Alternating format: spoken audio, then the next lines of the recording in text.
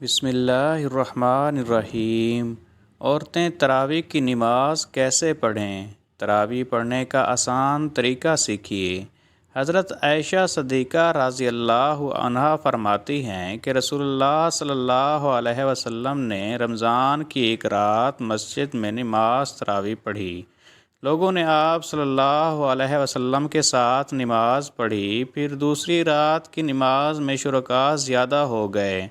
تیسری یا چوتھی رات آپ صلی اللہ علیہ وسلم نماز تراویح کے لیے مسجد میں تشریف نہ لائے اور صبح کو فرمایا کہ میں نے تمہارا شوق دیکھ لیا اور میں اس ڈر سے نہیں آیا کہ کہیں یہ نماز تم پر رمضان میں فرض نہ کر دی جائے، چونکہ رسول اللہ صلی اللہ علیہ وسلم نے خود اپنے خلفائے راشدین کی سنت پر عمل کرنے کا تاکیدی حکم دیا ہے، لہٰذا ان کا کیا ہوا عمل بھی خود رسول اللہ صلی اللہ علیہ وسلم کی سنت کی مانند ہے، اور ان کی اطاعت بھی رسول اللہ صلی اللہ علیہ وسلم کی ہی اطاعت ہے۔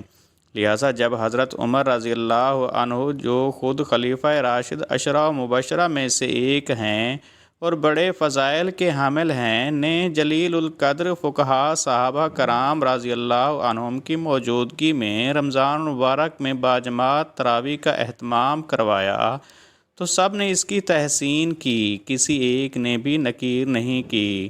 اس لیے تراویح کی نماز سنت مؤکدہ ہے۔ حضور صلی اللہ علیہ وسلم کے بعد سیدنا ابوبکر صدیق رضی اللہ عنہ کے دور خلافت میں داخلی اور خارجی فتنوں کی کثرت اور مدت خلافت کی قلت کی بنا پر اس سنت عظیمہ کے قیام کا موقع نہ مل سکا، لیکن سیدنا عمر فاروق رضی اللہ عنہ نے اپنے دور خلافت میں اس سنت کو، جو عرض کی بنا پر موقوف تھی لیکن اب وہ وارث چونکہ باقی نہیں رہا تھا، جاری فرما دیا۔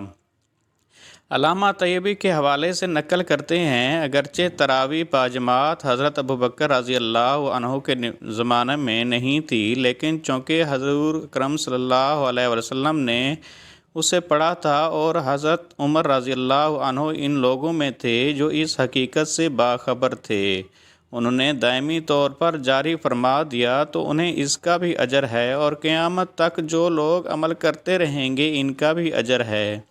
بخاری شریف میں حضرت عائشہ رضی اللہ عنہا کی روایت میں ہے، ایک رات رسول اللہ صلی اللہ علیہ وسلم مسجد میں تشریف لائے اور نماز پڑھی، لوگوں نے بھی آپ صلی اللہ علیہ وسلم کے ساتھ نماز پڑھی۔ ان نمازیوں نے صبح ہونے پر دوسرے لوگوں کو بھی بتایا، تو دوسری رات مجمع بہت بڑھ گیا اور حضور صلی اللہ علیہ وسلم کے ساتھ لوگوں نے نماز ادا کی۔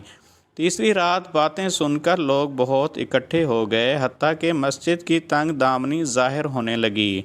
اس شب صبح کی نماز سے فارغ ہو کر حضور صلی اللہ علیہ وسلم نے لوگوں پر متوجہ ہو کر ارشاد فرمایا کہ میں خطرہ محسوس کرتا ہوں کہ کہیں تم پر یہ نماز فرض نہ کر دی جائے اور پھر تم اسے پڑھ نہ سکو گے۔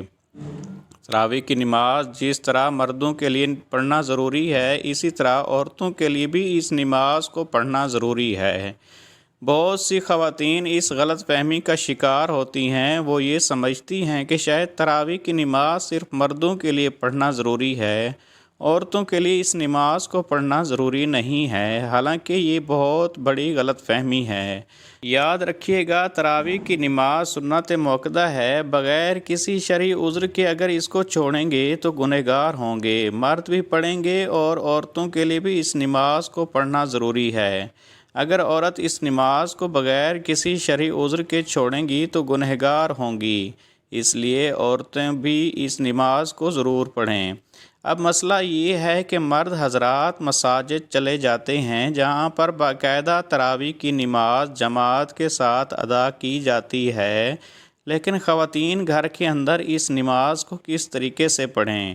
اس نماز کے پڑھنے کا طریقہ کیا ہے؟ اس نماز کی نیت کیسے کریں گے؟ اس نماز میں کون سی صورتیں پڑھی جائیں گی؟ سب سے پہلے عشاء میں عشاء کے 4 فرض پڑھیں گے۔ عشاء کی نماز کے 4 فرض پڑھنے کے بعد پھر ہم 2 رکعت سنت مؤکدہ ادا کریں گے، پھر 2 رکعت نفل پڑھیں گے، اس کے بعد وتر نہیں پڑھیں گے، پھر 20 رکعت تراویح کی نماز ادا کی جائے گی۔ 20 रकात तरावी की नमाज पढ़ेंगे। 20 रकात तरावी की नमाज पढ़ने के बाद फिर वितर पढ़ेंगे।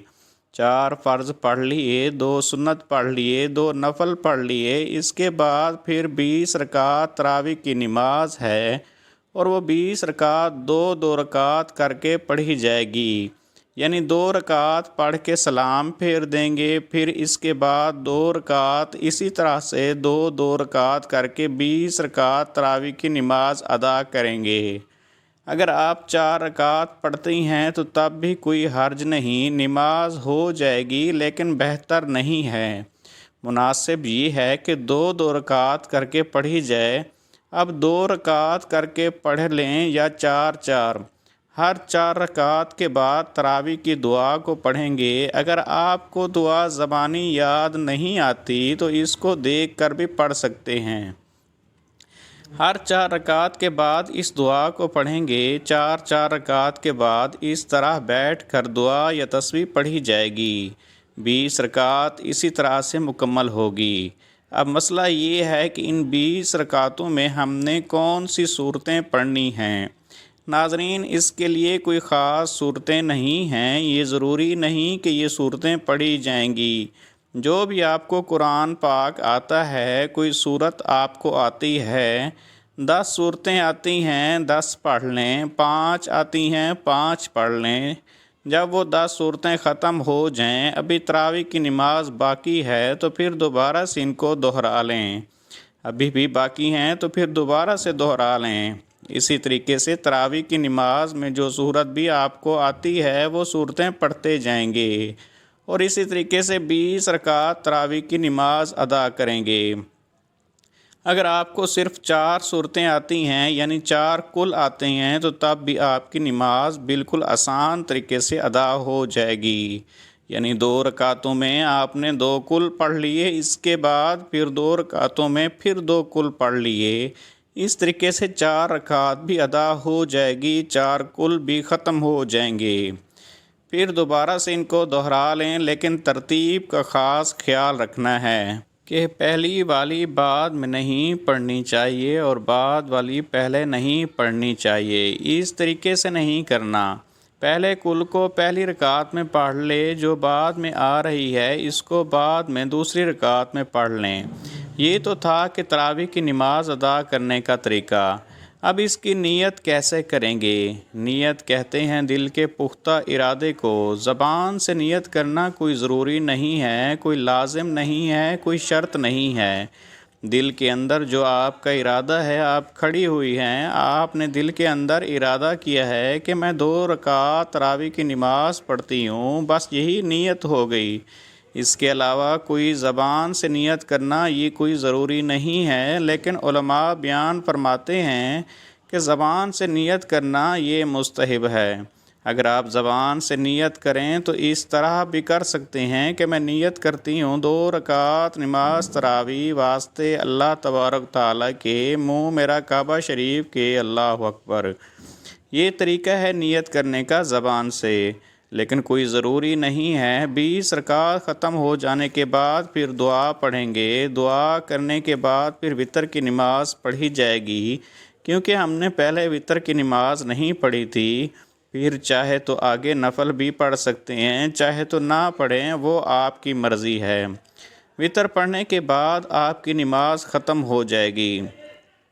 ये नमाज तरावी अदा करने का तरीका है। औरतों के लिए बेहतर यही है कि तन्हा तरावी की नमाज पढ़ ले। अगर घर में जमात हो रही है तो जमात में भी शरीक हो सकती है, लेकिन औरतों का इमामत करना दुरुस्त नहीं है।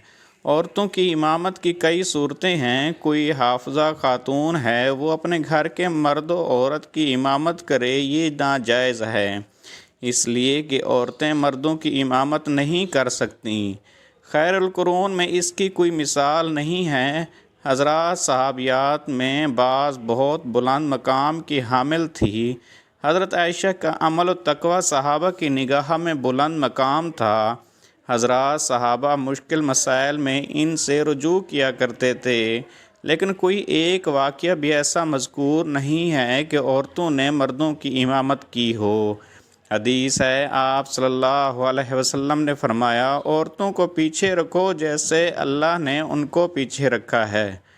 حدیث سے معلوم ہوتا ہے کہ عورتوں کو مردوں سے پیچھے کھڑا ہونا چاہیے، اور اگر عورتوں کو مردوں کا امام بنا دیا جائے تو عورت کا مردوں کے آگے ہونا لازم آئے گا۔ اس لیے عورتوں کے لیے مردوں کی امامت کرنا ناجائز اور حرام ہے۔